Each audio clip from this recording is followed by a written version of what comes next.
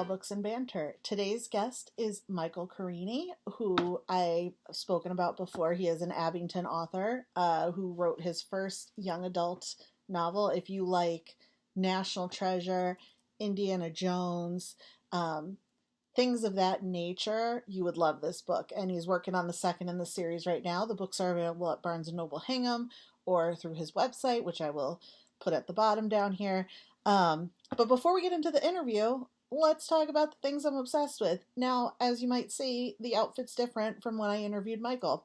Well, it's a different day. So life has happened and things have happened, but one of the things I'm obsessed with is my new hat. As you can see, it has all the logos of all the different sports teams. It has a skyline, the little Massachusetts, also has the area code and the little T symbol. So I was just doing my thing, scrolling on the TikToks as I do pretty much all the time, forever and ever. And I found a company called Belta Print, Belta Print, and they were giving their hats to some of the Red Sox players. And as soon as I clicked the link, I was like, yo, I need that hat. Like, I don't wear a ton of hats all the time, but this is one that I think is going to go heavy in the rotation. And it's very affordable. Great company, found them online. I came so quick because they were obviously a Massachusetts company, so it came really quick. I ordered it, I think, Sunday or Monday, and it was here by today, Thursday. So 2 thumbs up to them. Highly recommend it. It's very comfortable. Look at my bad hair. Don't look at my bad hair. It's got like the breathable stuff, and it's adjustable, and yeah, I'm kind of into it. So that's one thing I'm obsessed with.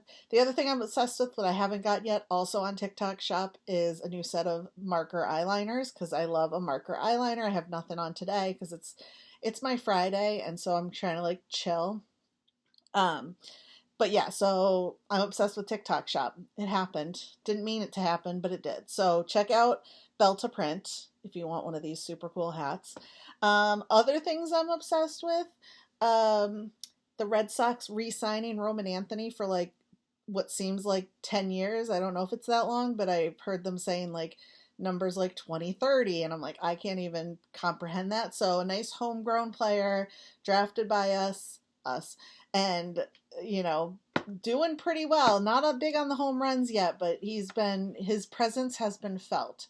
And after a sort of disappointing trade deadline where we just kind of got some middling pitchers, not really all that excited about it. The Red Sox have ripped off 7 in a row. They lost last night, but hey, you can't win them all, right? I did say my friend Joanne, who is one of the librarians in Abington, her son works for the Miami Marlins, and I made sure when I went in to pick up some books on hold yesterday that I thanked her, and I told her, tell your son thank you for sweeping the Yankees, because now we are, I think, 3.5 up on the Yankees. I don't know if that changed with yesterday, but that's kind of exciting. So as of today, we're in the playoffs. Let's go for it. What else am I obsessed with? That's about it, because it's been, like I said, a quiet week. It's been a very busy work week. I'm obsessed with the fact I'm trading in my Toyota to get a Hyundai, so I'm going to be in a Hyundai Tucson next week, which is really, really exciting. Not to be a bummer, but like on a little bit of a downside, Fern, the middle cat of Donna Ray, is not doing so hot. So if you have good thoughts, send them to me. We're going through some testing right now, but I don't know how much longer I have with her, which is not great, because I love that little baby girl, and she has such attitude, and I love her. And so we cuddle at night now, and she hides during the day because she doesn't feel good. So we'll see what we can do for her. But well, that's a big downer to end on before I send you to a fun interview. So like I said, Michael Carini, he owns a company called Blackbeard. He's Abington's pirate. He does junk removal, estate sales. He's one of the big sponsors for the community yard sale. Just really fun stuff, and he's such a nice guy. And I'm really excited when he told me that his daughter, who I met at one of his signings, is also going to be writing. So hopefully we can do an event in the near future. All of us, because I love it, and maybe at the library. So we'll see what happens. But for now, enjoy Mike. Welcome back to another episode of Baseball Books and Banter. Today's guest is a fellow Abingtonian. I don't know if we call each other that, but it That sounds sounds good. Mike Carini also writes, well, he writes young adult. historical fiction, mystery, national treasury books. Couldn't explain it any better Perfect. myself. Perfect. I was just doing my because I'm a professional. I was just looking up stuff online just to make sure I had some notes. And you're currently number 18 on Amazon in a young adult U.S. historical fiction category. So that's Yes, kind of cool. yes. Like, Yeah, it was really cool. We were riding high on Amazon for a while. When it first came out, we were number one in the teen young adult category. And then that category that you mentioned, we hung around in the top 20 for a while and we bounced back and forth. So it was pretty that's good. that's awesome. That's for a first book, right? Like that's pretty Yes. cool, right? Yes. What I thought was really cool too is May, or I believe it was May, one of the weeks that Barnes and Nobles does their top Mhm. five picks. We ended up getting chosen for that, and that was really cool. I thought that was neat.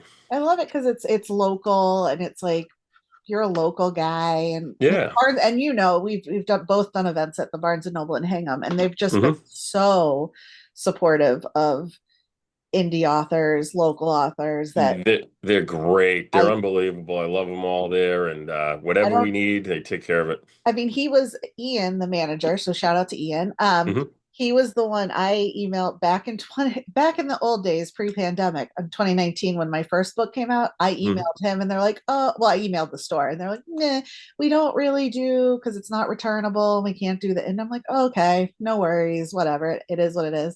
He reached back out to me after the pandemic and be like, "Hey, we're doing local authors. You want to come?" And I was like, oh my God. Oh, you know me? You like from 3 years ago? Like, yeah, yeah, yeah. Of course I do. And so I've done two so far. I think you've done two so far. Correct. Yep. And so shout out to the Barnes and Noble and Hingham for being so much supportive of us. But I guess I got distracted like I always do because the Red Sox are in a rain delay. So it's like nothing's happening. Um, why don't you tell the tens of listeners I have a little bit about yourself and Well, and how you became a writer? kind of a weird story. So you're right. I am an Abingtonian, born and raised, third generation. My kids are Yeah. fourth generation, so love the town. Getting into writing. Okay, so I was never really into it too much. I've always loved to read. So Mhm. reading was a big thing. I loved books. I loved getting into the story. I loved to put myself into the books and Nope. see, and kind of get my head wrapped around from bouncing one way or another to just kind of focus on a story, and it was just something to, like, my escape for reality per se. Sure. And once I started reading a lot, a book, before I was reading books all the time. Now I'm kind of getting crazy busy, but Sure. I God, said, being an I adult sucks, right? Like, yeah, you yeah, gotta no, like tell me work about and things like, it. and you have Exactly. kids. Like, I Hmm. can't. There are days where I'm like, today should be just a day off to read. So Exactly. I feel you on that. Yeah, so I would run different, like, stuff in my head about, oh, I wonder if we wrote a book on this or that or this and that. And then I just said, you know what, why not just give it a shot? So started putting pen to paper, had a couple of good, LJ Vickery. I don't know if you've heard of her. She's written 50 books. Wow. I mean, amazing stuff. And I'm close with her. She started picking up some of the stuff. I'd send her a chapter or whatever. And she's like, this is really good. You got to do something with this. And I'm like, it's just me putting pen to paper. Sure. And she's like, no, seriously. And she became like my guide, and Hmm. she was my guide and enforcer, That's and made yeah. me get this chapter done and this chapter done. And she's like, let's go, let's go. Next thing I know, we finish up, and here we are. Now I'm Yeah. trying to finish book two. Well, just so you know, it doesn't get any easier because I'm in the weeds with book four, and I'm like, I gotta write. I gotta write. Hmm. And this weekend it's almost over and I I've know. zero words. So I feel like, yeah, like we say, I mean, you also own a business. So Well, my family. Yep. So yeah, I run the family business, Blackbeard Incorporated. We do right, rubbish removal, cleanouts, all that stuff. But yeah, so that keeps me very busy. Like right. yesterday, we were doing an estate sale. So even on Saturdays, we're working. So to find time to fit, writing in, it's Yeah, not simple. It's not no. easy. And Yeah. I'm of the belief, and I've said this on other things before because I think there's a myth or a perception that, oh, to be a professional writer you have to sit down every day and you have to write 500 words and you have to do this and that, and I'm of the write when you can. It might not be every day because, guys, like, life is life. Don't Yeah, feel guilty. ideally, I would love to be able to write 500 Right, words a day. I'm lucky if I can get 500 a week right, sometimes, you know? same, exactly, because I mean, and then that takes the guilt away of, I do think of myself as a writer, and Hmm. if you're not writing every day, sometimes you get that feeling of, oh my god, my cat's gonna jump up on the computer, just get ready. um she's looking, and I'm like, no, Fern, not right now. um but yeah, it can kind of give you a little bit of, you're like, oh, maybe I'm not a real writer because I'm not writing, sitting down at 5 in the morning before I go to work and writing. Or, I mean, with kids, I can only imagine, you know that there's that added pressure, there's the family stuff, there's like everyday stuff. Oh yeah, it changes the game definitely. Yeah, But you gotta. I look at it as it's not really a job yeah, per se. It's something I love to do. right, I've grown to love it. yeah, I always loved reading, and I've grown to love writing. So right, so now I get a few moments. I get to sit yeah, down, and instead of sitting there having a cup of coffee, looking outside, I sit down at my table, grab a cup of coffee, and I write a couple yeah, chapters.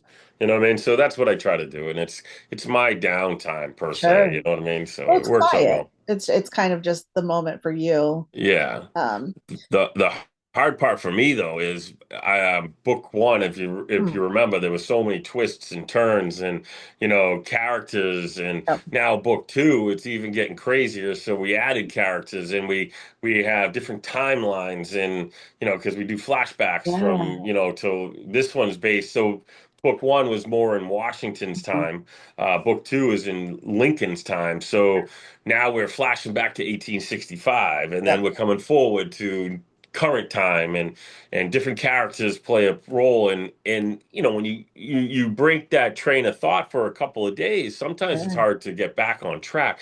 And I'm a pantster. I don't know about you, me but too, I 100%. literally write on the seat by the seat of my pants. I Yep. can't. I don't understand how those people write. Oh my You god. know, cliff notes for every chapter, and Right. then some of these writers can literally start at chapter five and then go Uh-huh. back to write chapter one. I can't do that. I just have to go from one to the end. I'm the same. I'm getting a little better at Scrivener is what I use right now to track. Okay.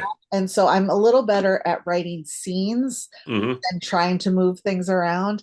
But yeah, I'm the same way. I'm like, no, I usually know like the big plot point. Like, I know who's gonna die. Yeah. I know who's like, I think I want the killer to be. Now it could change by the end of the writing. And I kind Hmm. of know the bare bones. With I'm switching publishers, and before I switched, they're like, oh, can you send us like a paragraph about books 4, 5, and 6? I was like, girl, I haven't even started four. Like, I don't even know what's Exactly. happening. And then it made me think like, oh, let me put some ideas out there, because like you said, it's when you're a pantser, you really are, a lot of it is letting the characters do what they would do, and then you have to put in the red herrings, you have to put in the flashbacks, you have to do all that. Well, I'm developing with my characters. You know Yeah. what I mean? So Oh it's yeah. in my mind, and when I first started, there was a few characters that I really loved in my mind, Mhm. and then I started writing, and I'm going, you know what? They're great characters, but I like these ones better. Yeah. So Yeah. then I have to kind of adapt and change it around. But all in all, book one was not. It was. I loved it. It was Yep. enjoyable to read. It was a great writing experience. Book two, I'm getting into like more meat and potatoes, and now Yep. people are the few people, select people that have read it go, wow, this is going to be I'm something not gonna different. lie, I loved my book two more than I love book one. Yeah. I hope book one's not listening, but like, in my mind, books 2 and 3 were like where I knew the characters better. Hmm. I knew what was going on. I know how they would act, and I and it always bums. I mean, I know why people want to read a series from start to finish, but I'm like, guys, if you had to pick one, pick the second one. It's really good, Yeah. but ideally, as an indie author, buy both, because otherwise, we won't keep writing. Yeah, We don't exactly, want to do that. exactly. I attribute it to like high school. Yeah. If I could do high school over again right now, it'd be totally different. And that's like if I could Mhm. rewrite book one right now, it'd be totally different. It's funny But you say that, because I'm going back for my 25th reunion in September, and I'm like, I'm so much cooler now than I was in high school. Like, I like myself as a human being now. So like when I go back, I'm going to actually be friendly and talk to everybody and want to say hi to everybody. But yeah, Yeah, it's the I mean, not to say I had a bad time. I was not. I was one of those middle of the road kids. I did choir, but I also did dance team, so it was kind of like split the difference. yeah, yeah. But I also went to a school with 800 other kids in my class, so you kind of can blend. So you can blend if you want Yeah, to. Yeah, yeah. exactly. But Yep. yeah, and I think it's the same way with the book. You're like, okay, it was the book of my heart because I wanted to write a baseball mystery. You wanted Hmm. to write this historical, and it's out. It's great, and now I can kind of expand on it and make it a world of its own, which is fun. Exactly. Yeah. That sounds, yeah, it's great. It's fun.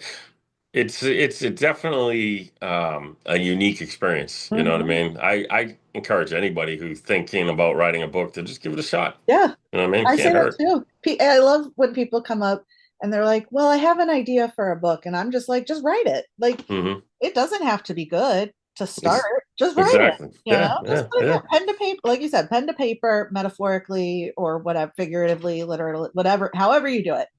Because one of the people I talked to last week, she writes all her first drafts handwritten first, Oh, really? and I'm like, I get a cramp just writing notes, like one page notes. I'm like, oh, I can't. I wouldn't even be able to read my own writing That's if the I other thing. did It's like a that. doctor. It's like, what did I write that word again? Yeah, exactly. I'd be like Although awful. it's so funny because like you and I are of a certain age Hmm. where we did handwriting in school, Cursive. cursive in school, and so like every now and then when I'm like writing notes, I'm like, oh yeah, I learned to do this. But then we also grew up where computers really became big as we started college and moving that. Yes. So we had both. Kids these days don't know the struggle of dial-up internet. And Or check. encyclopedias. Oh, I love an encyclopedia. I worked my college library, so anytime it's a library thing, I'm like, oh yeah, I'm all in it to Uh, win it. yeah. So uh, with so it is a historical fiction.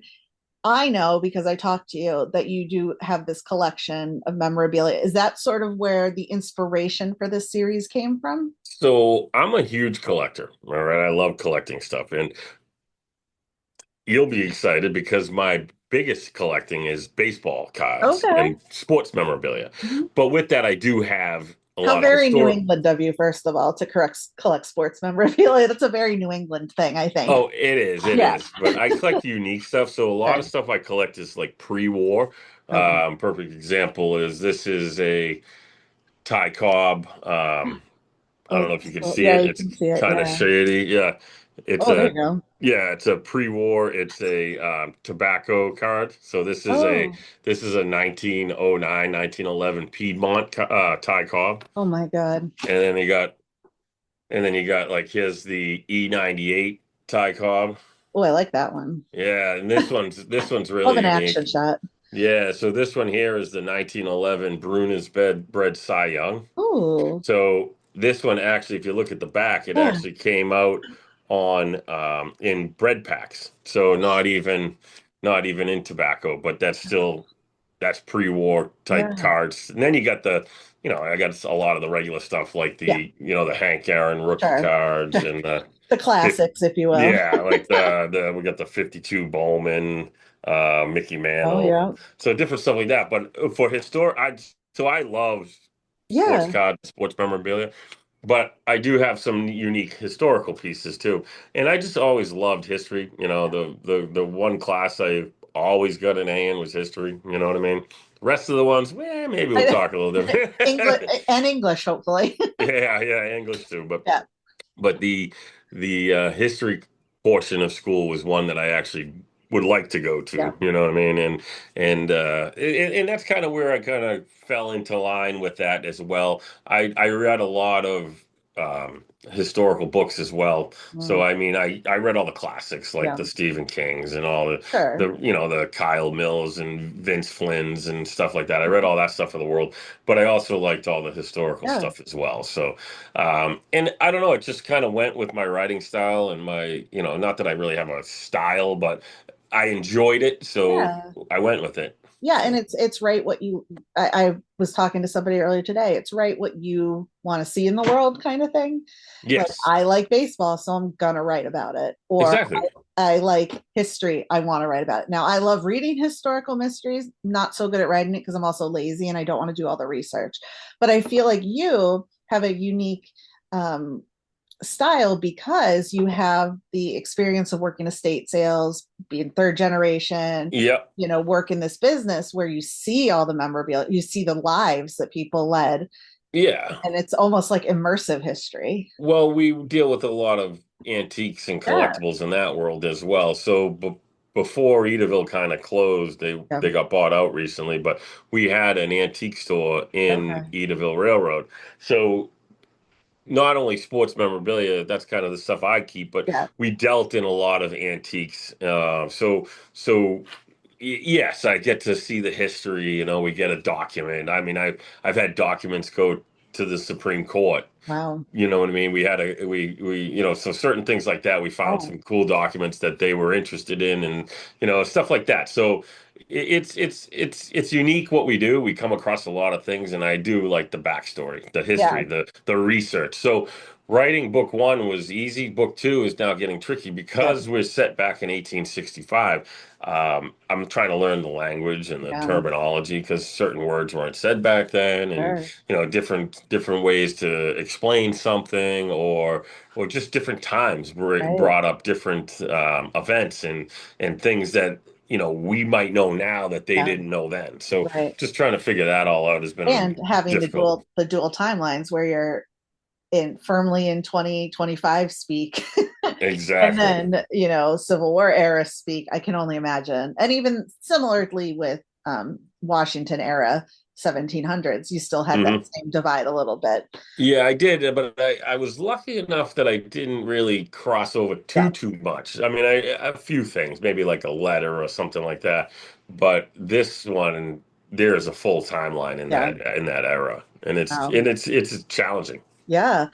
So you're in the drafting process for book two? I'm still writing. I'm Okay. still writing on it. I mean, it's a struggle, but Yeah. I'm pretty far along. Like Only I'm because for those watching on YouTube, the cover is right behind you. And the so I'm cover like, is well, at right. least you have the cover. That's good.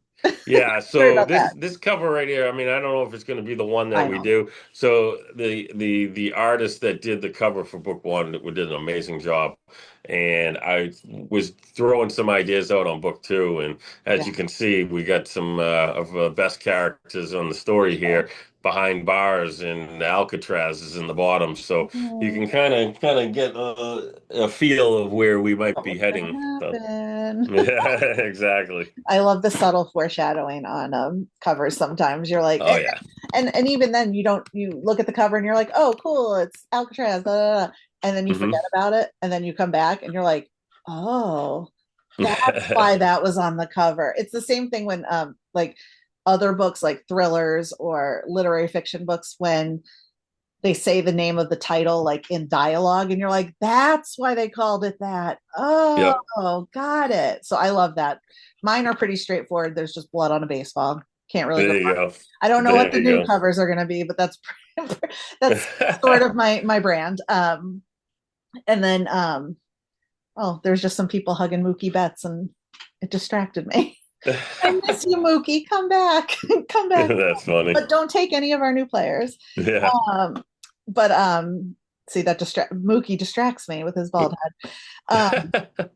So that's in the process. I know you're still in the process. Do you, in your mind, do you have more books in this series? Like, do you have other stories you want to tell? In my mind, I have a few. Yeah. In my ability, we'll Well, figure that's that one different. out. No pressure there. Just Yeah, I like to see because like you said, it's time. exactly. And you also don't want to release like a book every 3 months because then people won't read the first because they're going to too busy catching up. And you're Hmm. like, oh, you got to space it. That's why I wait 2 years in between books. Yeah, No, smart. So that's this, not really the reason. It's because I can't get it written in time. yeah, in theory, I'd love to make this a six-part series, but Okay. in Yeah. reality, it'd probably be three. Yeah. Yeah. Yeah. No, I get you.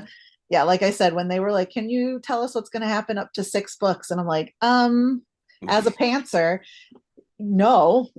Exactly. I know I can tell you there'll be some more deaths at a ballpark, but that's about. No, I did plan for the last one, or the last one as of now. It's going to be a hockey game at the ballpark, like they do at Fenway with the Frozen Oh, nice. stuff. So that way, at least it takes it a little bit out of. I keep killing people at a ballpark because I don't want it to murder she wrote completely where everybody Yes. in town dies. Um, and I did look at reviews. I always I know they tell you not to look at reviews, but I do anyway because I'm a masochist, I guess. But consistently getting great reviews on the series. Do you find that you reach both an adult audience and a young adult audience? Yeah. So at first I was thinking young adult, you know what I Yeah, mean? That's kind of the yeah, age demographic I was trying to go for, but well, not no, unfortunately, because it actually was fortunate for me. yeah, We started hitting more of the adult right, demographic, and I get it because reading a difficult book sometimes is work. yep, I love James Patterson, and I'm yep, not saying anything about James Patterson. He's an unbelievable author, but yep. his works are pretty straightforward, simple reads. You know what I mean? Mhm, So you get into his story. You like his characters. You yep, kind of can foreshadow where it's going, but you still read it because you want to mhm, get to the end, and it's a simple read and you enjoy it. yep, I'm finding that with mine right now for the adults, they're yeah, loving it. It's a nice read, nice easy read. They can put it down for a couple days, mhm, jump right back into it, and not be like, oh, what the right, 23rd character or this in this world and that. You know what I mean? It gets crazy. yeah. So yes, young kids are enjoying it, and I'm also seeing now a lot of adults. Well, I think I mean, again, of our generation, we all love National Treasure. Like Hmm. the, the 40-year-old millennials are like, yes, that's our favorite. We love Nick Cage. Let's steal the Declaration of Independence. Yeah. So you have that whole vibe in there. And then you also feel a little bit, this is why I like period dramas, because you feel like, yes, it's fiction, but you're also learning something too. And well, hopefully, I don't know if all people do this, but like if I read something and I didn't know about it, I might Google it later too. So it's almost like you feel smarter by reading it. Yeah, well, the thing, good thing with the book that I wrote, and I am writing. Yeah. So the books are there is a lot of real life Mm, correct information yeah. in there. Okay. So I mean, the Skinny House in Boston, Yep. Love the skinny the house. the cemeteries that we talk about, Yep. they're all real. What I do is and a lot of the things in there too is correct.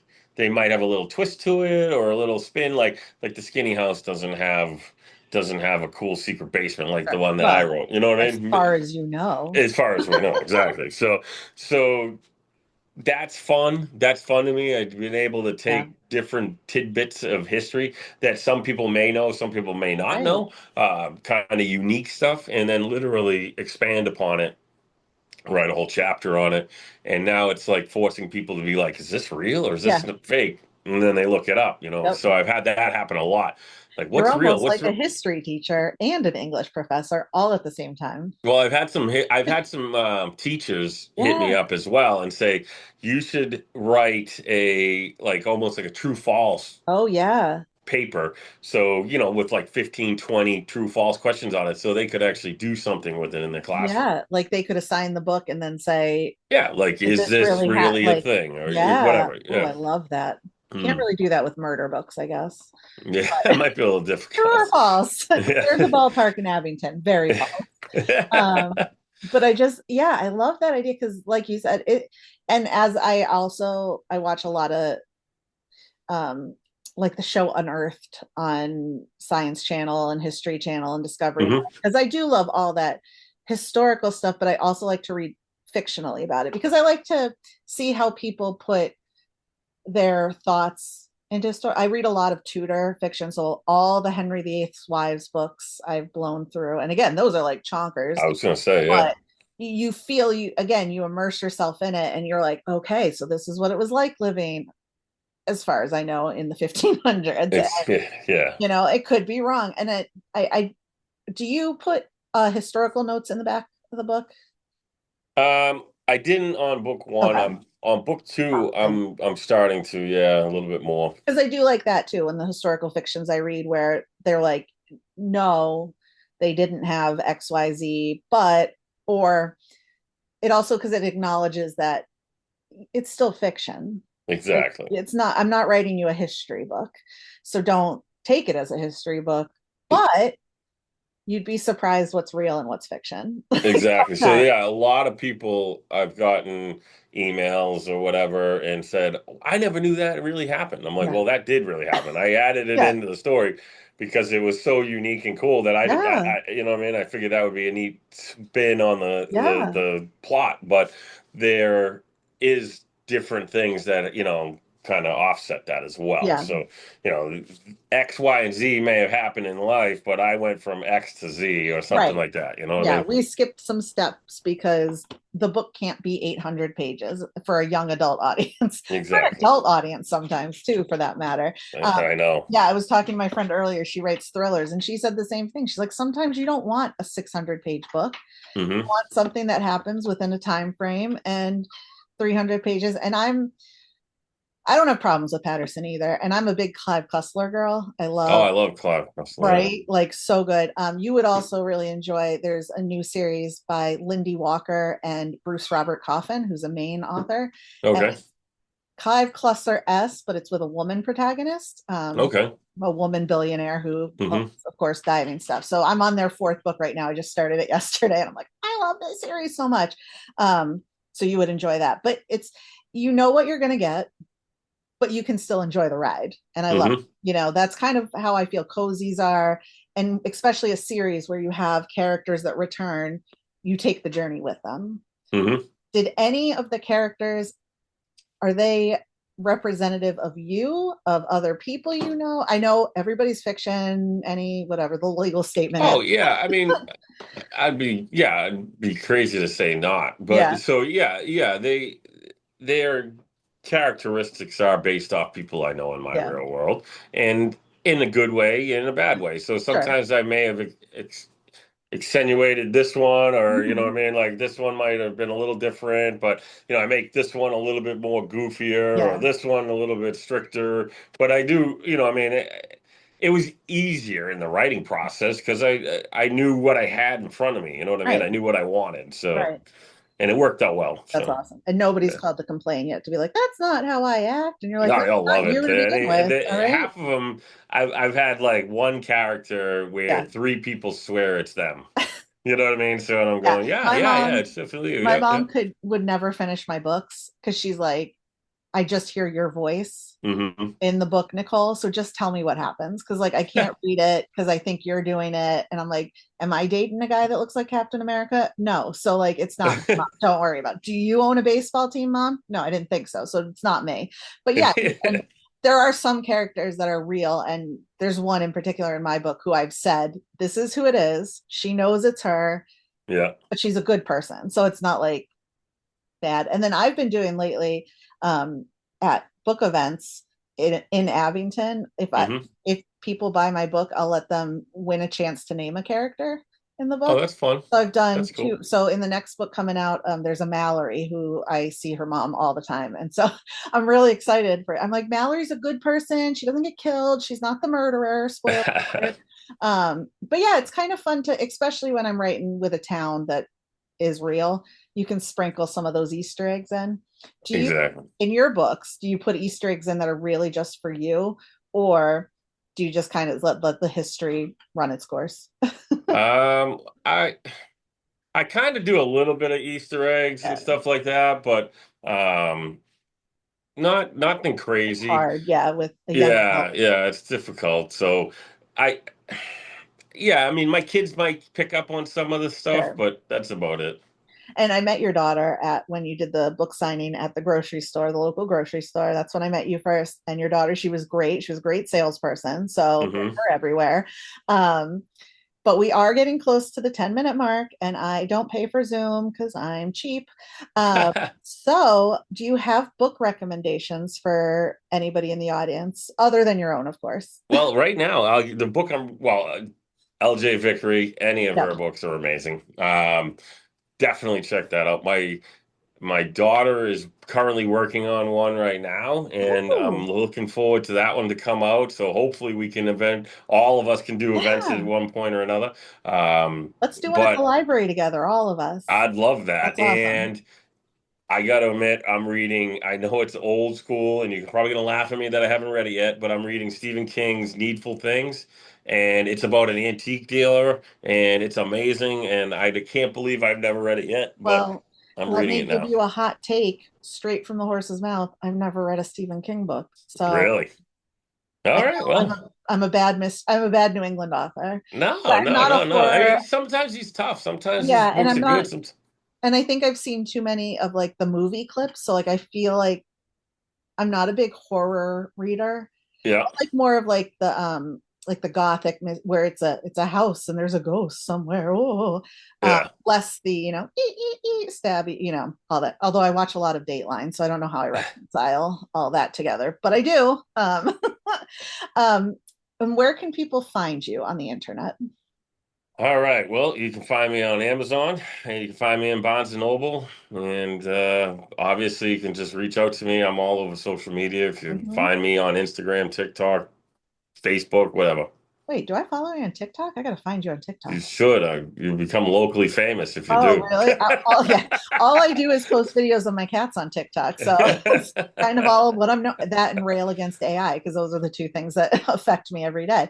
Yeah, I'm going to find you guys today. That's good. So if you get a like in the next hour, it's because the Red Sox game's on and I'm not writing. I'm scrolling TikTok, There which you I should go. be writing. Well, thank you so much. Thank So you. It's glad been a we finally pleasure. I've had fun. so now, when the book two is done, we're going to meet Hmm. again. We're going to meet again like it's a meeting, but we're going to talk again and we're going to Absolutely. get that book two out there into the world as well. Can't wait. Awesome. Thank you so much. Bye. Have a great day. But no, really, go check out his books immediately. And also go check out Lindy Walker and Bruce Robert Coffin's series, which I've talked about on this podcast before. I'm like their biggest fan. I just finished The Pharaoh's Tomb. It was super good. I can't wait for the next one. But um, also, things that I'm reading. Oh, I left it way over there. One of the books I just finished reading was a book coming out soon. I think it's October.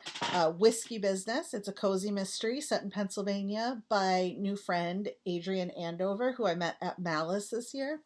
He was delightful, first of all. He was the nicest guy. And so he is going to come on the podcast at the end of the month and we're going to talk more about. Oh, no, maybe it's coming out in September. Oh my God, I'm so behind in my dates. Either way, you're going to love it, guys. So I finished the book like in 2 days. I'm going to write a Goodreads review because I can't do it on Amazon yet, but it's called Whiskey Business. It's a gentleman who goes, well, I guess he's been at home, but he breaks off an engagement. He opens up a literary themed whiskey bar. Now, I will be the first to tell you, I know nothing about whiskey. So it's full of it was a really delightful book. Like I don't even know how to say it even better than that. It's filled with heart because the character of Reese is going on this journey. Um, didn't see the killer coming, so that's always nice in a mystery. And also, all the supporting characters were really lovely, obviously, other than the bad guy and the bad person who got murdered. But, like, even they were more fleshed out than sometimes you get. And I love the idea of these fleshed out characters. And it sort of made me want to go learn to taste some whiskey. Some of the drinks sounded really good. The Green Gables or the Great Gatsby. I can't remember the names. I'm so bad at names. Sorry, Adrian. So stay tuned for him on the podcast. I'm also reading A Tarnished Canvas by Annalie Huber. She's an auto buy for me all the time. This is, again, I think I've talked about this before. It's like the millionth one in the series. She writes this series, the Lady Darby Mysteries, and also the Verity Kent Mysteries, which are another one that I love. So, 2 thumbs up on Annalie Huber. And I also started reading Hair,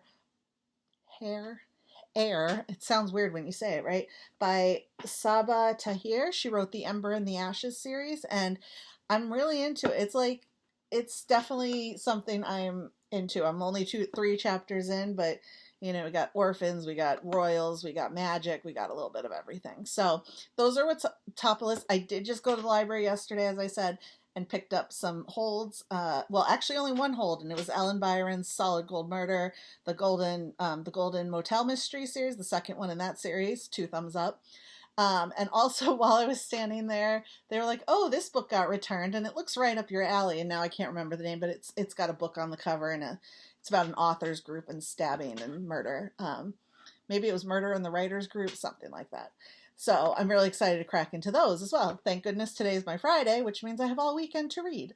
And in regards to events coming up, if you are listening to this in the month of August, which you probably should be because it's only the 7th, and you're interested in writing, you do not have to be a member of Sisters in Crime to do this, but we are sponsoring a Chalktoberfest flash fiction contest. The only thing we ask is you be available on October 12th to come read at an event in Plymouth, Massachusetts from 5 to 8 p.m. It's a Sunday afternoon, Sunday night. The next day is a holiday for some, so not too bad on the travel. And it's a mystery featuring chocolate. The Foodie Federation, Luisa Clarisi, she and her cohorts are organizing this week-long event where there'll be chocolate tastings and chocolate drinks. And so at the event, we will have a chance for the top 10 to read their stories. And then a panel of live judges that I'm still cultivating. I'm trying to get together. Will decide on the winners. And first prize is $100, second is $50, and third is $25. So if you want more information, just reach out. I'll also put the graphic at the end of this. So if you're interested, you can sign up for it. Submissions close September 10th. And it will be blind judged by the executive committee board of Sisters in Crime New England. And then the live judges will pick the winner. Okay, so that's that. Secondly, I'm heading to my 25th high school reunion down in Mechanicsburg, Pennsylvania on September 6th, which is the Saturday after Labor Day. I am going to be at Cupboard Maker Books that afternoon, 1 to 3 p.m. with good friend Misty Simon, who I still got to get on the podcast. I don't know why I'm so remiss at that. We're going to get her on. She's like the most prolific writer, and I am so happy we're friends now because now we could talk Mechanicsburg stuff since I grew up there essentially in high school. So October 6th, 1 to 3, I will be at Cupboard Maker Books in Enola with Misty, and then that night I'll be at the Sierra Madre with class of 2000, hopefully meeting some more people, because I say this all the time and I don't think people understand. I'm so much cooler now than I was in high school, and I wasn't uncool in high school. I mean, I was on the dance team, I was in choir, but I also wasn't like the popular ones. I might have gained a little weight, but I'm much cooler. So shout out to Cumberland Valley Eagles high school class of 2020. I can't even say the numbers. It's so old, so long ago. 2000. Then at the end of the month, on my birthday weekend, I will be in Portland, Maine for the the Maine Crime Wave, which is a one-day conference. On one of the round tables. They cordially invited me, and I cordially accepted. And I'm really excited. The night before, Gabi was just telling us they're going to do like this true crime of the 1600s, and you know me, I don't go out at night, but I might make an exception for that because it sounds fascinating.